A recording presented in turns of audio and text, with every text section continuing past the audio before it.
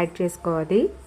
ముక్కలు ఎక్కువగా ఫ్రై అవ్వాల్సిన అవసరం లేదండి, కొంచెం ఫ్రై అయితే చాలు. తర్వాత అవన్నీ కూడా మిక్సీ జార్లోకి ట్రాన్స్ఫర్ చేసుకుని అది చల్లారిన తర్వాత పేస్ట్ లాగా ఇలాగా మనం మిక్సీ అనేది కొట్టుకోవాలి. తర్వాత మళ్ళీ మనం ప్యాన్ పెట్టి హీట్ చేసిన తర్వాత అందులోకి ఆవాలు, మినపప్పు, జీలకర్ర, ఎండుమిర్చి, కరివేపాకు వేసి ఫ్రై చేసుకోవాలన్నమాట. అంటే పోపులా వేసుకోవాలి. పోపులా వేసుకుంటాం కదా, ఫ్రై అయిన తర్వాత అందులోకి మనం ముందుగా పేస్ట్ చేసి పెట్టుకున్న ఆ బీట్రూట్ పేస్ట్ అనేది ఇందులో వేయాలి. అందులోకి సాల్ట్ కూడా మనం యాడ్ చేసుకోవాలి. మర్చిపోయాను మీకు చెప్పడము, మనము మిక్సీ కొట్టుకునేటప్పుడు చింతపండు వేసుకోవచ్చు, లేకపోతే మనము చింతపండు మగ్గు అన్నది కూడా చూసుకొని వేసుకోవచ్చు అనమాట. ఇందులోకి ఆయిల్లోని పచ్చడి అన్నది వేసుకొని బాగా ఫ్రై అయినంత వరకు మనం ఉంచుకోవాలన్నమాట. అంతే అండి, పచ్చడి అనేది రెడీ అయిపోయింది. ఇది చాలా ఈజీ అండ్ హెల్దీ రెసిపీ.